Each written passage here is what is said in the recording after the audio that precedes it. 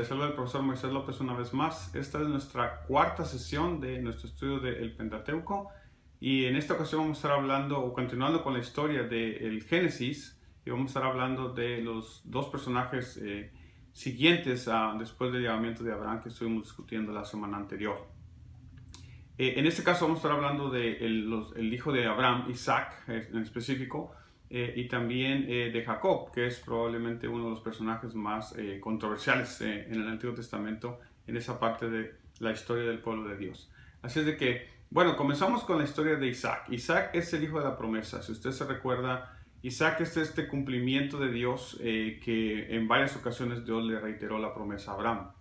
En Génesis capítulo 12 dijimos en algún momento que era probablemente el centro de todo el mensaje de la Biblia entera, ¿no? Es esta parte donde Dios escoge a Abraham y le promete que va a ser bendecido, pero también que a través de él todas las familias de la tierra serán bendecidas. Y este es uno de los puntos más importantes que tenemos que tomar en cuenta cuando hablamos del llamamiento de Abraham. El llamamiento de Abraham no es solamente para su propio beneficio, sino para la bendición de las personas, de usted y de mí. Usted y yo estamos hoy en día en los caminos de Dios, somos parte del pueblo de Dios porque Abraham decidió obedecer y ser parte de este plan que Dios tenía para toda la humanidad. Entonces, dentro de esa promesa que estábamos hablando, también se le prometió que tendría descendencia.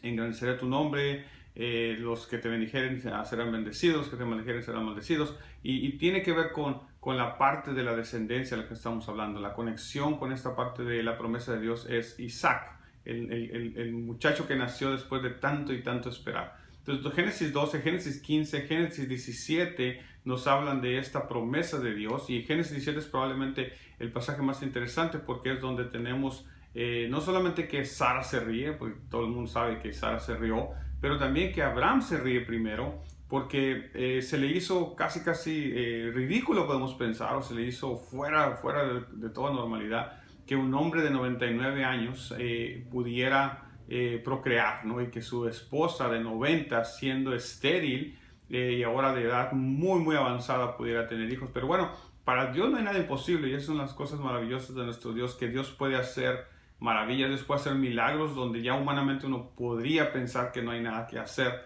Dios se glorifica en la vida de estas personas, y creo yo, siguiendo un poquito la idea que el apóstol Pablo nos presenta en Romanos, el libro de Romanos capítulo 4, acerca de Abraham, a mí me parece que en parte Dios esperó todo este tiempo para cumplir la promesa que tenía de darles a Isaac, precisamente porque quería que no hubiera ningún vestigio, ningún indicio, ninguna prueba de que ellos por sus propias fuerzas lo hubieran podido hacer, ¿no? No solamente Dios esperó tanto tiempo por causa de Sara, más bien por causa de Abraham, porque usted se recuerda, Abraham ya había tenido un hijo previamente por consejo de, bueno, se pusieron de acuerdo él y Sara y tuvieron a Ismael con Agar. Bueno, Abraham con Agar tuvo Ismael. Pero otra vez, Dios esperó hasta que en ese momento uno pudiera haber pensado, bueno, el único problema era de Sara. Entonces Dios sanó a Sara y ya tuvieron al hijo. Pero Dios esperó no solamente que Sara no pudiera tener hijos, sino que Abraham no pudiera tener hijos naturalmente, ¿no? Humanamente hablando. Entonces es en ese momento donde llega la bendición y la promesa, que es Isaac. Y Dios le prometió y Dios le cumplió lo que le había prometido. Después, Isaac es el único hijo que tiene, por lo menos con Sara, y como dijimos tuvo Ismael también. Pero otra vez, la idea aquí es que Isaac es el hijo de la promesa, ¿no? Y no se nos puede olvidar esa parte, ¿no? Porque Isaac representa esta fidelidad de Dios, y esta fidelidad de Dios que vamos a ver a lo largo de todo el Antiguo Testamento y en conexión con el Nuevo Testamento. El Nuevo Testamento no es un nuevo empezar de parte de Dios, ¿no? El Nuevo Testamento es la continuación de este maravilloso plan que Dios comenzó con toda la humanidad, pero que en este momento de la historia Dios decide escoger a este hombre y formar a este pueblo por causa de lo que Él quería hacer con toda la humanidad, salvar a la humanidad básicamente. Entonces Isaac, cada que Isaac aparece en el texto bíblico, es un recuerdo de esta fidelidad de Dios. Dios es fiel a sus promesas, y por eso usted y yo podemos estar confiados de que si Dios prometió algo podemos estar confiados y seguros de que Dios va a cumplir lo que prometió, aun cuando ante nuestros ojos, humanamente hablando, no parezca que es posible. A veces nosotros pensamos que es demasiado tarde, ¿no? Y este tema de lo demasiado tarde aparece una y otra vez en la Biblia. Apareció con Abraham y Sara, como dijimos, ¿no? Humanamente es demasiado tarde. Aparece en el Nuevo Testamento cuando Lázaro muere. Jesús espera todavía un tiempo en donde está, en lugar de venir rápido como las hermanas de Lázaro esperarían. Jesús espera un buen tiempo y cuando llega su hermana ya tiene esta sensación de que es demasiado tarde. Si hubieses venido antes de que nuestro hermano muriera, pudieras haber hecho algo, pero para Dios nunca es tarde. Entonces este punto interesante de que humanamente se nos acaban los recursos y nosotros podemos empezar a pensar que es demasiado tarde, para Dios nunca es demasiado tarde, ¿no? Lo vemos también en el otro pasaje donde Jesús va caminando y Jairo viene y le ruega que vaya a poner las manos sobre su hija porque su hija está agonizando. Y en algún momento de la historia usted se recuerda que vienen personas de la casa de Jairo y le dicen, tu hija ya se murió, ya no molestes al maestro. Entonces las palabras de Jesús son, no temas, cree solamente. Entonces es esta idea, este mensaje que Dios quiere que usted y yo escuchemos de creer solamente contra todas las expectativas, contra todos los pronósticos, contra todas las cosas que humanamente uno pudiera hacer. El Señor nos sigue diciendo, cree solamente. Lo mismo le dijo a Abraham. ¿Se acuerda cuando en Génesis 15 lo saca de la tienda y le dice, mira hacia el cielo, así será tu descendencia, mira las estrellas del cielo, si las puedes contar, así será tu descendencia? O sea, innumerable, incontable, básicamente es la idea. Abraham en ese momento todavía está pensando humanamente y dice, bueno, pues yo no puedo tener hijos, no he tenido hijos, el que me va a heredar es este siervo damasceno que anda conmigo, ¿no? Pero Dios tiene un plan diferente y ese plan es Isaac. Ahora, Isaac no solamente representa eso, Isaac también representa el heredero.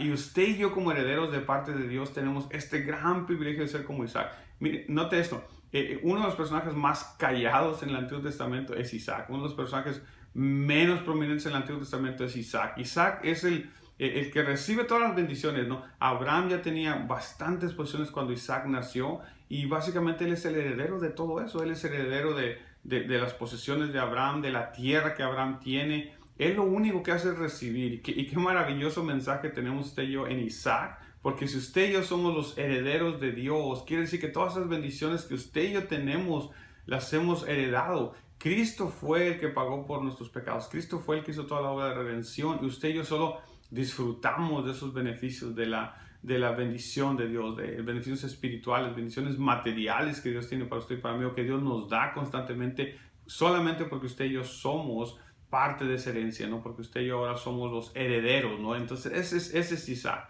El otro aspecto que es importante y sumamente interesante en la vida de Isaac es el aspecto de la sumisión. Isaac es una persona muy sumisa y lo vemos en dos partes muy cruciales, ¿no? La primera, cuando se le escoge esposa. Y entendemos que tradicionalmente las personas en el Antiguo Medio Oriente no escogían esposas como lo hacemos nosotros hoy en día. Nosotros vemos a quién nos gusta, vemos con quién quisiéramos casarnos, nosotros somos los que toman las decisiones, etcétera, etcétera. Incluso las mujeres también hoy en día tienen bastante que ver en la decisión de con quién se van a casar. En la antigüedad no era así. En la antigüedad los padres eran usualmente los que arreglaban los compromisos, ¿no? Hoy en día todavía existen algunas sociedades muy escasas, por cierto, donde se practica algo parecido a esto. Pero en el caso de Isaac, tenemos este evento interesante donde Abraham manda a su siervo a que busque una persona. Note, lo que va a hacer Abraham es que buscar una persona que se alinee a los parámetros de lo que él está esperando, ¿no? No estamos hablando aquí necesariamente de que Abraham es excluyente o de que Abraham no quiere juntarse o rozarse con otras personas. No, estamos hablando de que Abraham quiere una hija para él, de alguien que él pueda confiar y con quien él pueda sentirse que va a estar bien, su hijo va a estar bien. Uno pudiera incluso pensar que está pensando en alguien que sea parte de la familia, porque la familia comparte la fe ya vista, comparte la fe en Jehová. Entonces, es muy importante, este mensaje es importante y lo vamos a volver a tomar cuando lleguemos a Deuteronomio, ¿no? Este aspecto de con quién te vas a casar es sumamente importante, ¿no? No parece a primera vista, parece que solamente a Abraham se le ocurrió la brillante idea de mandar a traer a alguien de su tierra, a alguien cercano a ellos, lo que usted quiera, pero detrás de todo eso está esta idea de que la selección de la persona con quien te vas a casar es sumamente importante. Y en el caso de Isaac, Abraham se asegura de que la persona con la que Isaac se case sea una persona que tiene los mismos valores y las mismas creencias. Él conoce a los cananeos, él ha visto lo que los cananeos hacen, él sabe lo que los cananeos practican, él sabe la idolatría que está reinando e imperando en Canaán. Entonces no quiere eso para su hijo, ¿no? Y cualquier padre, creo yo, querríamos lo mejor. Entonces, en este momento de la historia, usted y yo, pues no tenemos la costumbre o la tradición de buscarle a nuestros hijos o a nuestras hijas quién se va a casar con ellos. Pero podemos como padres aconsejarles y guiarles y decirles, mira, es muy importante la decisión que vas a tomar porque es una decisión para toda la vida y por tanto tiene que ser alguien que comparta tu fe, alguien que tenga los mismos valores, las mismas creencias, ¿no? Especialmente nosotros como creyentes. Lo ideal es que nuestros hijos y nosotros como creyentes, ¿no? Si usted todavía no encuentra o no ha encontrado la persona con quien se va a casar, es muy importante tomar en cuenta este aspecto de que estamos hablando. La otra historia, la segunda parte que habla de esta sumisión de Isaac, es la parte cuando Dios le pide a Abraham que lo sacrifique en el monte Moriah. Y Génesis 22 es probablemente una de las historias más maravillosas por muchísimas razones, ¿no? Cuando hablamos de Abraham dijimos que en ese momento de la historia ya Abraham es el padre de la fe. Abraham es la persona que usted y yo podemos seguir sus pisadas porque ha madurado, ha crecido. ¿Usted se acuerda cuántas pruebas tuvo que pasar Abraham? Bueno, las que nos dice el texto, probablemente hubo muchas más para que Abraham llegara a ser el creyente fiel y firme que ahora es. En Génesis 22 tenemos a Abraham en toda su plenitud. El Abraham obediente que está dispuesto a llevar a su hijo y sacrificarlo. Pero tomemos ahora el lado de Isaac. Isaac no es un niño. Isaac ya tiene una edad por lo menos de 16 o más años. Algunas personas consideran que incluso tiene casi 30 años, probablemente, ¿no? No sabemos exactamente la cronología, es difícil a veces determinarla, porque los pasajes no nos dan muchos detalles acerca de esto, pero como quiera que sea, digamos que tiene entre 16 y 25 años, o sea, tampoco es un niño. Entonces, cuando viene Abraham y lo lleva y lo pone en el altar de sacrificio, usted no ve a Isaac haciendo ningún movimiento. Incluso cuando él pregunta, yo veo la leña, yo veo el fuego, yo veo todos los elementos, ¿dónde está el cordero que vamos a sacrificar? ¿No? Porque no sé si ya para ese momento Isaac está pensando, hay algo raro aquí, algo no concuerda con lo que tradicionalmente hacemos. Probablemente Isaac acompañó a su padre a sacrificar animales a Jehová en muchas ocasiones y por eso él sabe qué es los elementos que necesitan para poder hacerlo, y de repente ahora tienes que no tiene los elementos suficientes, que ahora nos falta lo más importante, ¿no? El animalito para el sacrificio.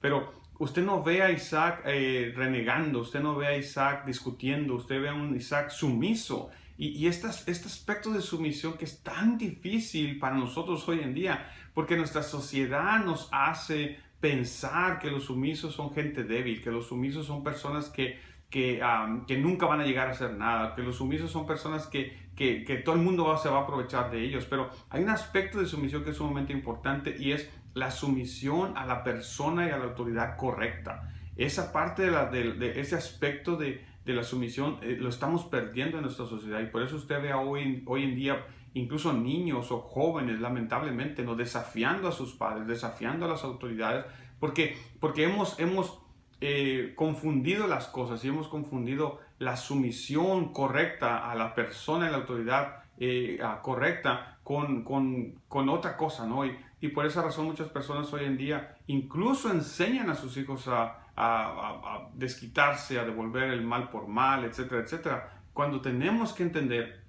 que hay ciertos aspectos de la sumisión que son muy importantes. Y en este caso ves a un Isaac sumiso completamente a su padre, confiando que su padre va a hacer lo mejor. Y esa es otra cosa muy importante y nos dice mucho de la relación que tiene Isaac con Abraham y del contexto cultural en el cual están viviendo, en el cual los hijos viven en una vida que obedecen a sus padres y que confían en que sus padres van a hacer lo mejor. Usted mira a un Isaac completamente sumiso, a punto de ser sacrificado, y Isaac no dice absolutamente nada. Isaac en ese momento podemos considerarlo como un tipo de Cristo. Un Cristo que por voluntad del Padre fue a morir en la cruz por usted y por mí, y que el texto bíblico nos dice que no se halló palabras en su boca, ni de queja, ni de enojo, ni de venganza, absolutamente nada, sino que fue llevado como el cordero al matadero, dice el texto bíblico, ¿cierto? Y él sí fue sacrificado.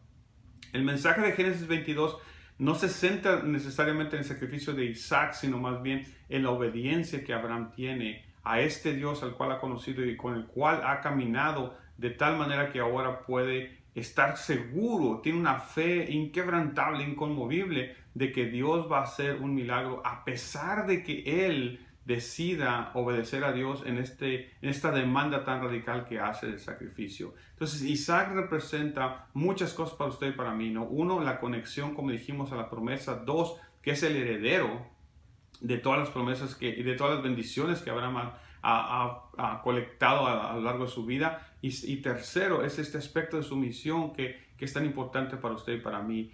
Tomando ese punto, ¿no? Usted y yo necesitamos entender que la sumisión a Dios, a su palabra y a su voluntad va a traer beneficio a nuestra vida, va a traer bendición a nuestra vida. ¿Por qué? Porque Dios está esperando que usted y que yo seamos obedientes de esa manera, obedientes no solamente para ir a sacrificar, sino que obedientes para podernos dejar sacrificar. ¿Cuántas veces tenemos que nosotros, especialmente como líderes, dejar nuestro orgullo a un lado, dejar nuestras preferencias a un lado, dejar nuestro ego a un lado, nuestro yo que quisiera hacer, quisiera deshacer cosas, pero entendiendo que si Dios me manda, como Cristo decía, ¿no? Si te dan una cachetada, pon la otra mejilla. Si te obligan a llevar una carga, una milla, llévala dos. Si te quitan la capa, dale también la túnica. En otras palabras, Cristo nos pide que practiquemos una sumisión de tal manera que realmente estremezca los cimientos de esta sociedad y que se note que cause un impacto en la vida de las personas cuando vean un comportamiento, una conducta tan radical, tan contracultural como lo que estamos viviendo hoy en día. Ese es Isaac. Y en un momentito continuamos con Jacob. Continuamos con nuestra historia y vamos a entrar al otro personaje, los tres famosos personajes, ¿no? Que la Biblia los va a mencionar, ¿no?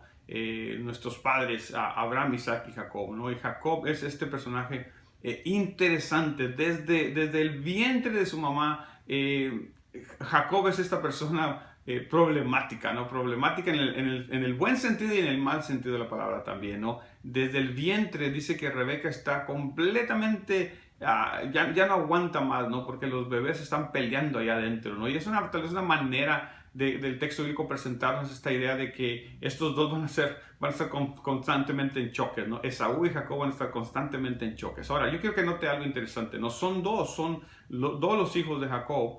Y no es que de ninguna manera, ¿no? Yo personalmente no acepto la idea de que Dios rechazó a Esaú como que si fuese un aspecto de salvación. No, lo único que acontece aquí es que Dios escoge a Jacob para continuar el plan de salvación, no por salvación, sino para continuar la línea por la cual vendrá el prometido Mesías, ¿no? El prometido Salvador o Libertador que es nuestro Señor Jesucristo.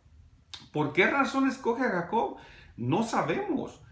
Podemos conjeturar muchas cosas, podemos pensar que porque Jacob era más creyente, que porque Esaú no puede ser, ¿no? Y lo puedes ver en el texto bíblico que sí, Jacob tiene un poquito más de percepción espiritual, podemos pensar, ¿no? Por ejemplo, cuando sale huyendo en el libro de Génesis dice que tuvo esta visión donde esta escalera que subía hasta el cielo y los ángeles subían y bajaban y hace un pacto con Dios en el lugar llamado Betel.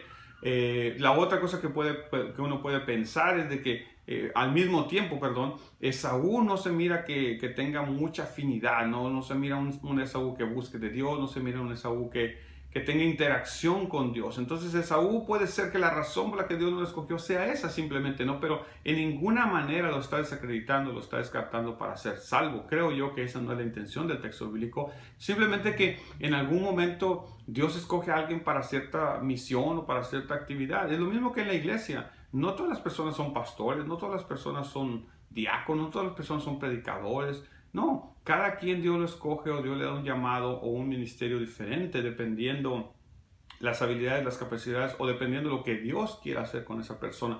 Ese es el caso de Esaú y de Jacob. Entonces Jacob es escogido por Dios para llevar adelante esta misión y desde el vientre de su madre están peleando, como dijimos, pero llega el punto de ruptura donde la promesa se va a hacer real, ¿no? La promesa de que el mayor servirá al menor se va a convertir en una realidad. El asunto del engaño, cuando entre su madre y Jacob planean y hacen todo este asunto para engañar a Isaac y obtener la bendición, es un asunto bastante cuestionable de su parte. Algunas personas lo ven como que, bueno, es el cumplimiento de lo que Dios dijo. Él dijo que la bendición iba a ser para el menor.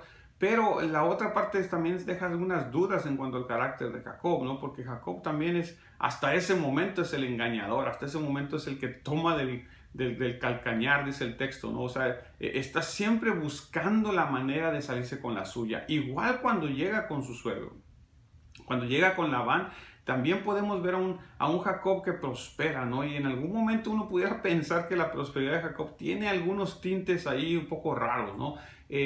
Entiende uno por otro lado de que Dios lo está prosperando y lo está bendiciendo, claro, porque él hizo un pacto con Dios, como dijimos hace un momento, y ese pacto lo va a llevar a que él prospere donde quiera que esté, ¿no? Porque Dios no es un Dios local, ¿no? Dios es un Dios donde quiera que usted esté y le sea fiel a Dios. Dios le va a bendecir, Dios va a encargarse de usted, va a tener cuidado de usted donde quiera que usted esté. Y eso es lo que podemos ver en el caso de Jacob. Entonces Jacob se convierte en este eslabón importante, ¿no? Jacob va a ser el padre de lo que posteriormente llegará a ser Israel, las 12 tribus, ¿no? Pero uno de los puntos cruciales con la vida de Jacob es cuando él va a regresar, ¿no? Cuando está a punto de regresar. Dios le habla y Dios le dice que se regrese, ¿no? Y una de las cosas importantes que tenemos que tomar en cuenta es que a pesar de todas las cosas que Jacob hace y a pesar de las cosas que uno pueda tener algunas dudas o cuestionamientos con respecto a Jacob, una de las cosas que lo marcan como diferente es que tiene una relación con Dios. No vemos a un Jacob orando constantemente, pero el hecho de que Dios le hable y el hecho de que Dios tenga estos encuentros con él en el cual le reitera las promesas que le había hecho Abraham y que le había hecho Isaac previamente, te dice que Dios está trabajando con él y Dios va a trabajar con él.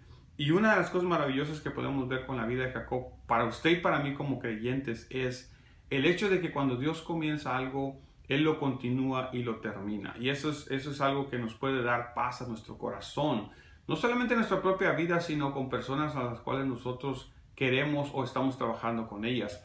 Dios tiene este plan y lo va a llevar adelante y lo va a llevar a cabo con las personas. Y eso es lo que está haciendo con Jacob.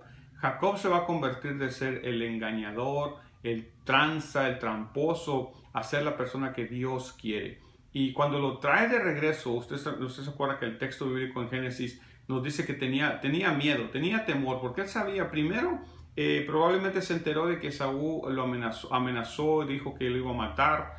Entonces no quería regresar, no quería enfrentar a su hermano, ¿no? Especialmente porque probablemente también se enteró que su hermano había prosperado y que tenía siervos y que tenía el potencial para poder hacerle daño si lo hubiera querido.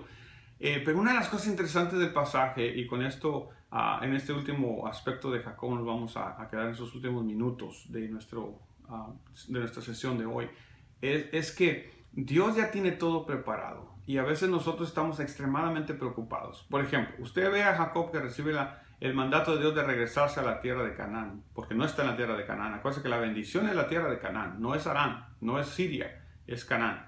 Entonces él tiene que regresar para tomar posesión de la herencia que Dios le va a dar a él y a su pueblo y a sus descendientes.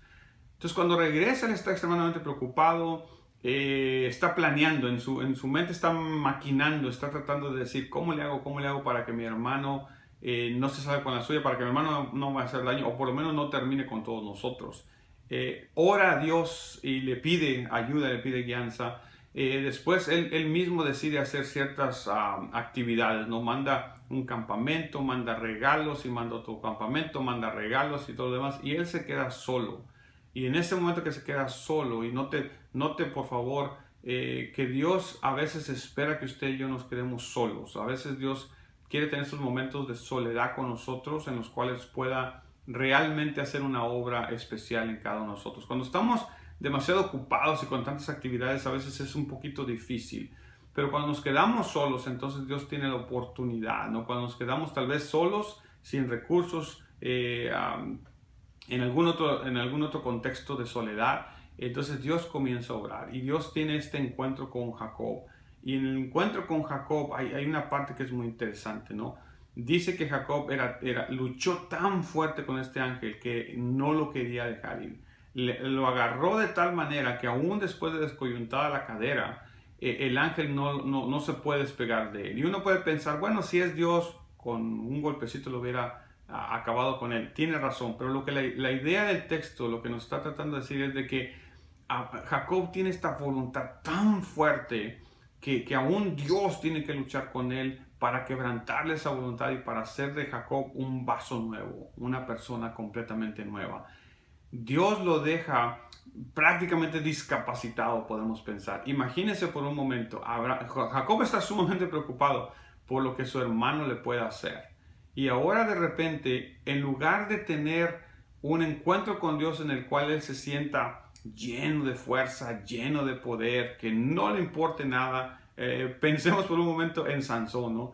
¿Quién hubiera querido Jacob que Dios lo hiciera como Sansón? O yo entiendo que no conocía la historia, pero lo que voy es de que Dios a veces obra de maneras que nosotros no pensamos. Y es unas cosas interesantes del texto bíblico, que muchas veces Dios va a hacer cosas que en nuestra mente van a parecer contraproducentes, van a parecer contrarias a lo que esperaríamos. Ahora no solamente Jacob tiene miedo de que su hermano le vaya a hacer algo, sino que ahora no se puede defender, no puede correr, no puede pelear tal vez como hubiera querido. ¿Por qué? Porque ahora está dislocado de la cadera, ¿no? Si la dislocación fue temporal, yo creo que fue temporal, o por lo menos no fue tan grave con el paso del tiempo. Yo creo que la situación volvió un poco a la normalidad, pero aún así tiene que enfrentar a su hermano y ahora está dislocado.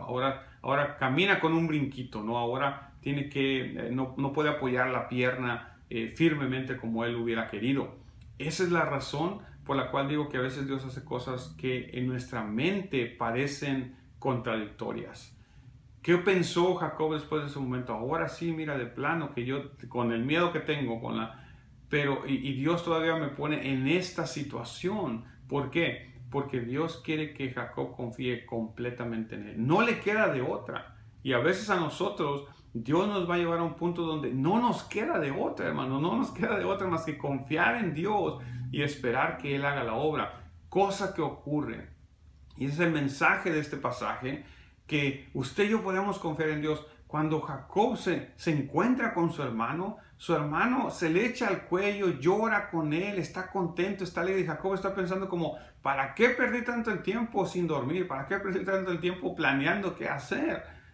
Su hermano le dice, quédate con todos tus regalos, yo no los necesito, yo tengo eso y más. Entonces otra vez mire cómo Dios ya había planeado y preparado todo, y nosotros ahora estamos tan preocupados queriendo resolverlo con nuestros propios medios cuando Dios ya lo resolvió. Y Dios tiene que obrar en nosotros de tal manera que se nos quite todo lo que pudiéramos pensar que podemos hacer, todo indicio todo pensamiento de que usted y yo podemos de alguna manera resolverlo, o sea, negociando, y si no sirve la negociación, pues peleando y tratando de vencer. Pero Dios, cuando usted y yo confiamos en Dios, y cuando usted y yo entendemos que Dios puede hacer las cosas mejor que nosotros, entonces Dios se glorifica como se glorificó en la vida de Jacob. Jacob se va a convertir a partir de ahora en el hombre que Dios necesita. Jacob se va a convertir en el hombre conforme al corazón de Dios, en ese sentido, porque Dios lo está moldeando y Dios lo va a moldear. Note, por ejemplo, que cuando su hijo José se pierde, y vamos a hablar de José en la próxima sesión, cuando su hijo José se pierde, Jacob llora, Jacob se siente triste, Jacob ya no es el mismo que cuando usted va, él ya viene, cuando usted dice algo, él ya piensa dos cosas. Jacob ha cambiado y puedes ver ese cambio en Jacob, puedes ver ese cambio de naturaleza en Jacob que Dios está efectuando y que lo lleva desde ser el tramposo, el que toma ventaja, el engañador, a ser el hombre de Dios que él necesita que sea. Ese es Jacob. Ese es el milagro de la transformación que Dios hace cuando toma a alguien en sus manos. Y usted y yo podemos estar confiados de que Dios hará lo mismo con nosotros. Esa es nuestra sesión número 4 de nuestro estudio del Pentateuco del Seminario de Desarrollo Bíblico Ministerial.